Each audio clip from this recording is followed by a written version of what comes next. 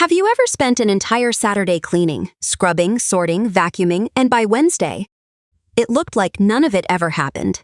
That cycle of clean and collapse, it isn't a character flaw, it is a system problem. And there is a quieter way. In Japan, the cleanest homes belong to people who rarely deep clean at all. Not because they live differently from you, but because they think differently about their home.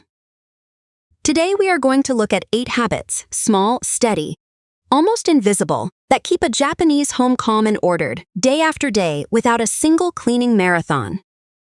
These are not grand projects, they are quiet rituals. And by the end of this video, you will have everything you need to begin tonight. Before we begin, think about your own home. When you walk through the front door after a long day, does the sight of it lift you, or does it quietly drain you? If it drains you, if the first thing you see is a pile of shoes, a stack of mail, a counter already behind, you are not alone, and that feeling has a name. Habit number 1. In Japan, it begins at the door. Every Japanese home has a Genkan, Shenken, a small lowered entry where shoes come off before you ever step inside. The Genkan is not just a place for shoes, it is a boundary. Outside stays outside, the mud, the germs, the noise of the day. The moment you step up from the Genkan, you enter a different world. In most American homes, shoes walk straight through the front door and across every floor in the house. Without thinking, we carry the outside in, and then we wonder why the floors never stay clean. You do not need to rebuild your entryway. Tonight, place a small basket or a low tray just inside your front door. Set 2 pairs of soft slippers beside it. That is your Genkan done. This matters more than it sounds.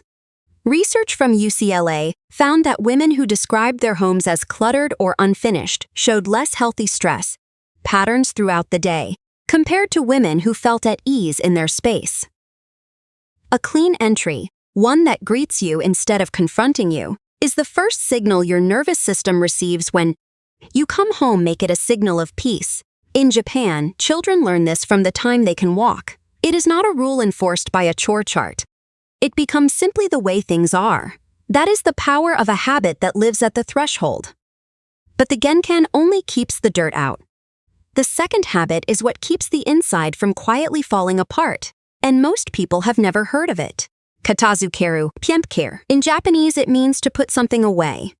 But the way Japanese homemakers practice it goes much further than the English phrase suggests. It is not "I will put that away later." It is not "I will deal with that pile on Sunday." Katazukeru means the moment you are finished with something, it returns to its home, immediately. In the Western home, objects drift. A pair of scissors sits on the dining table for 3 days. A phone charger lives on the kitchen counter. A sweater hangs on a chair for a week.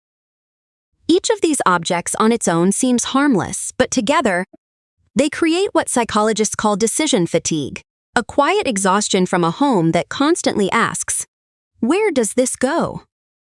In Japan, that question has already been answered. Every object in the house has one home, one specific place it always returns to. The scissors live in the kitchen drawer, always, no decision needed. When every item has an address, putting things away takes 2 seconds. It becomes automatic, like closing a door behind you. You stop thinking about it. The house stays tidy without effort. Here is how to bring Katazukeru into your American home this week. Walk through 2 rooms and ask, does every object here have one clear permanent home? If not, give it one. A hook by the back door for your keys. A small tray on the nightstand for your reading glasses. A dedicated basket for the television remotes. Small decisions made once, saving hundreds of decisions forever. The Japanese homemaker, in the contrast we keep returning to, she does not tidy at the end of the day because the house is already in order, not because she worked harder, because everything already knows where it lives. Meanwhile, across the split screen, the Western home is running a different system, one built on reaction rather than prevention. Clean the mess after it grows. Japan interrupts the mess before it forms.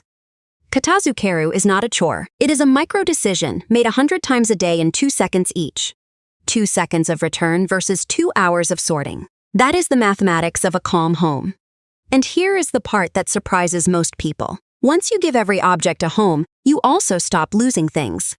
Your keys are always on the hook. Your glasses are always on the tray. Peace is practical.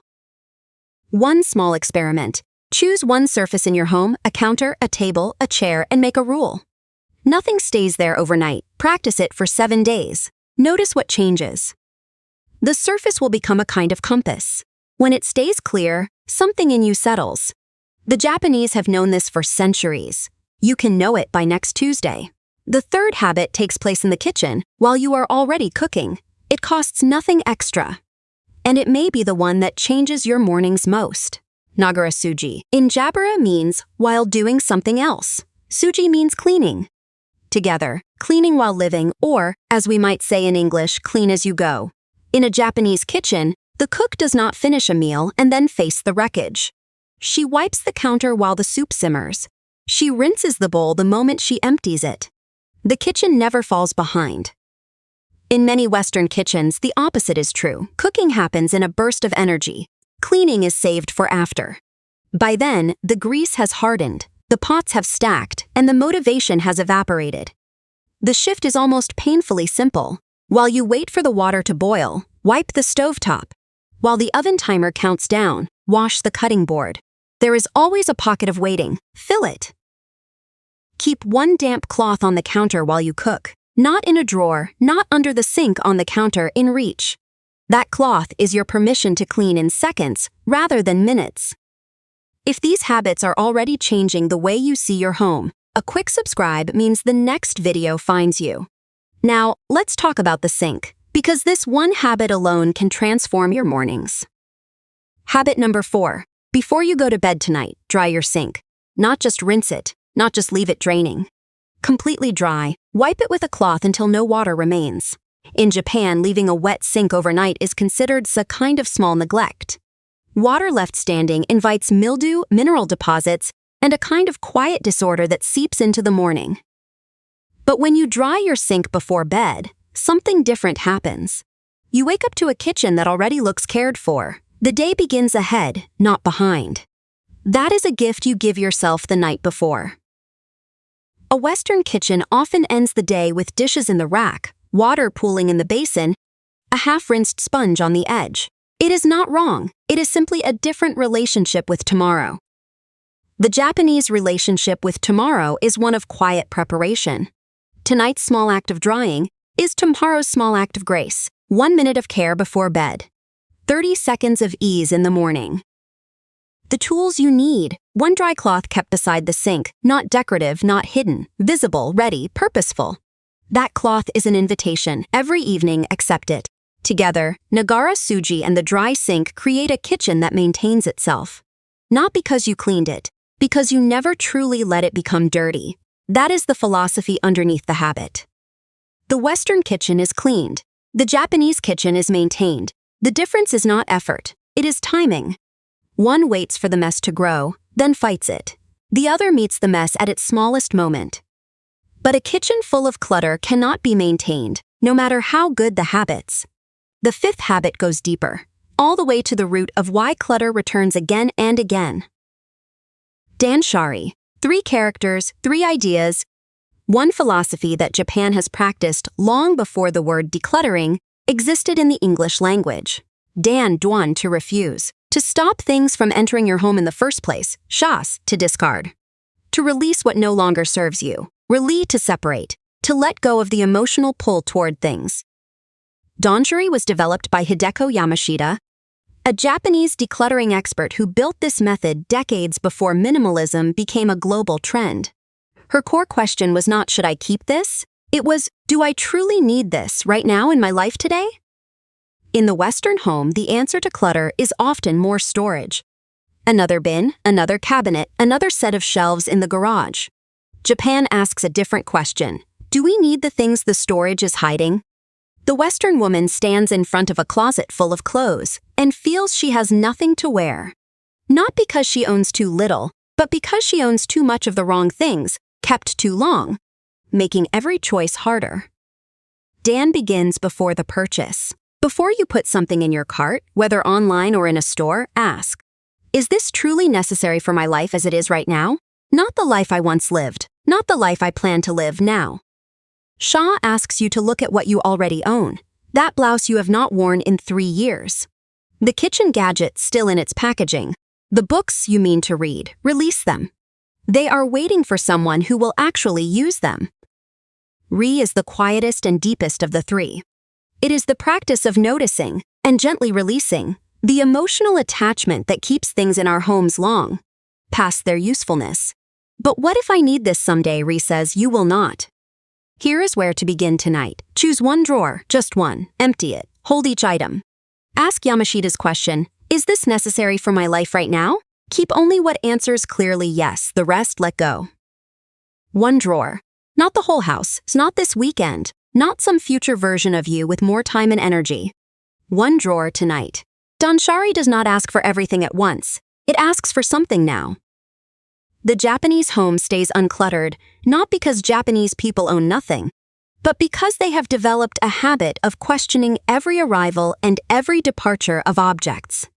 The home is curated, not just stored. When the Western woman finally declutters, often in a single heroic weekend, she feels relief. But without changing the habit of acquiring, the clutter returns. Danshari changes the habit, not just the pile. One in, one out. If something new enters your home, something old leaves. This is not a rule about deprivation. It is a rule about equilibrium, about keeping your home at a level you can actually manage with ease. The quiet home is not an empty home. It is a home where every object earned its place, is used with some regularity, and is not forgotten in a drawer while its invisible weight accumulates. But even after Danshari, there is one more invisible rule that Japanese homes follow, one that determines whether clutter can return at all. It is the 80% rule, and it is deceptively simple. In Japan, there is a quiet principle that governs every closet, every drawer, every shelf in the home. It is never filled completely, 80% at most. The remaining 20% is not wasted, it is intentional. When a drawer is full, adding one more thing requires removing something else first. When it is only 80% full, new items find their place easily. The home breathes. Order maintains itself without force. In Western homes, storage is seen as a problem to solve. Fill every inch, maximize every corner. Japan sees storage differently. Unused space is not failure. It is what makes the used space feel calm. This principle lives in the kitchen. Keep the counters mostly clear. In the wardrobe, leave space between hanging clothes. In the bookshelf, a few empty inches between sections. These gaps are not gaps, they are breathing room. This connects to the Japanese concept of ma, the art of intentional empty space. In Japanese design, what is absent is as meaningful as what is present, the pause in music.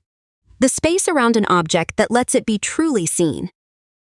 Research from UCLA, published in the journal Personality and Social Psychology Bulletin, found that women who described their homes as cluttered showed less healthy cortisol patterns across the day, a stress marker associated with poorer well-being. The study was observational, but the link was clear.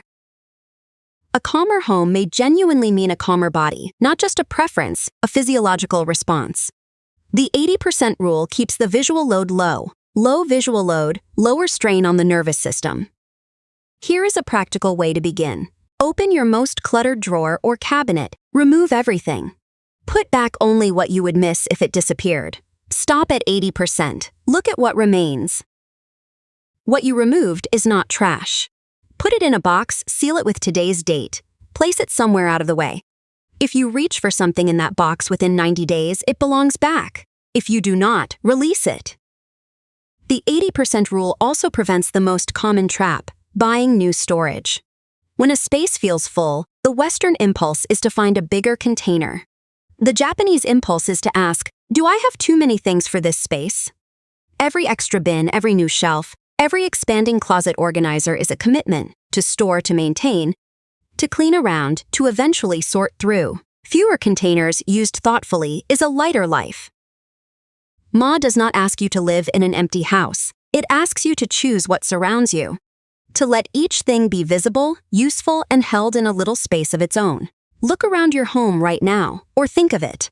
Is there one surface, one shelf, one corner that is holding more than it needs to? That is where the 80% rule begins. Not tomorrow, at the next opportunity. When you stop cramming things in, something unexpected happens. You stop losing things. You stop forgetting you own things. You stop buying duplicates of things you already have, buried somewhere you cannot find them. The next habit takes less than 30 seconds. You can practice it today, every time you leave a room. And it may be the single most powerful micro-habit in this entire list. Before you leave any room at all, pause, look around. Spend 30 seconds returning what belongs elsewhere, folding what is unfolded, straightening what has drifted. Not a deep clean, not a reorganization, just a 30-second glance and a few small adjustments. A cushion back in place, a book on the shelf, a glass carried to the kitchen, 30 seconds, then leave. In Japan, this exit awareness is so habitual it is almost unconscious. The Japanese homemaker does not consciously think, I will now do my 30-second check. She simply does not leave a room behind in disarray. It is the accumulated mess of 100 small departures that creates the overwhelm of Saturday's cleaning day. Every time you leave a room without a backward glance, you are making a small withdrawal from your peace of mind. The 30-second rule is a deposit. It is cheap, it costs almost no energy.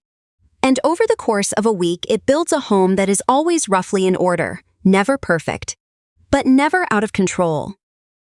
If you have made it this far and these habits resonate, tap like so more women over 60 can find this. Now let's talk about rhythm. The rhythm of your day and your home. The Western home often operates in bursts. A burst of cleaning when guests are coming.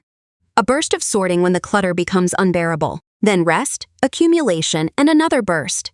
It is exhausting. The Japanese home operates in a steady low hum, small maintenance distributed through the day.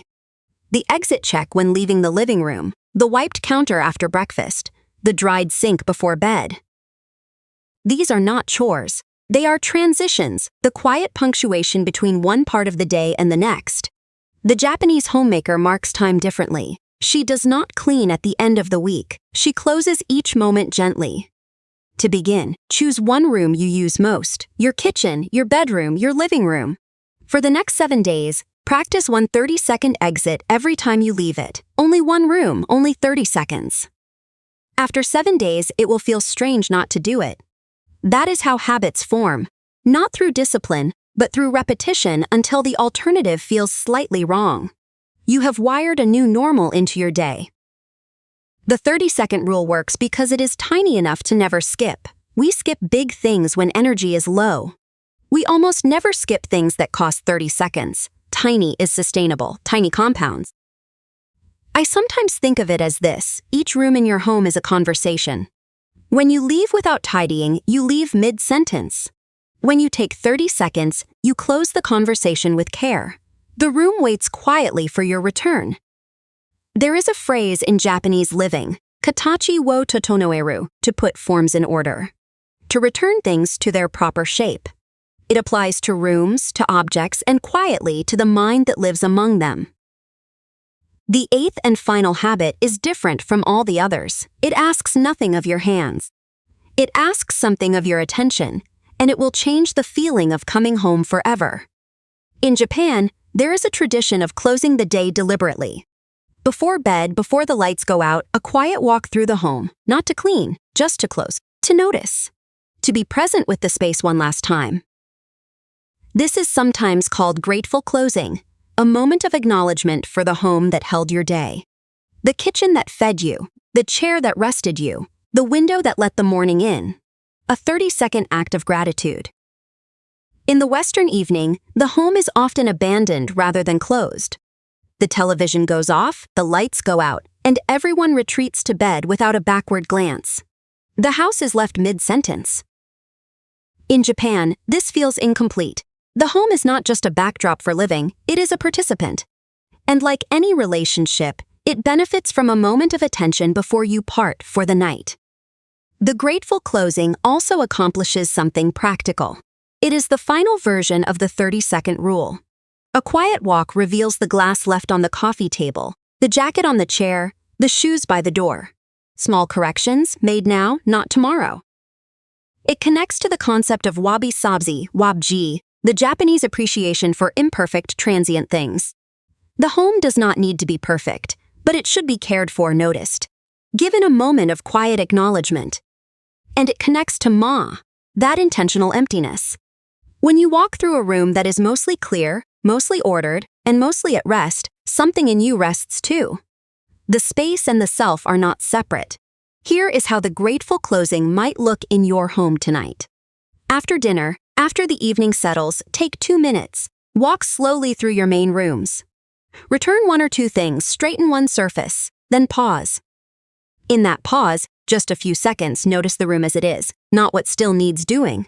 Not what you failed to accomplish today. Just the room, quiet and held, waiting for tomorrow. That is the closing. It sounds almost too small to matter. But the women who practice it consistently describe the same thing. They sleep better. They wake with less dread of the morning. They feel, in some quiet way, more at peace with where they live. The Japanese understanding of home is not of a place you maintain so that guests approve.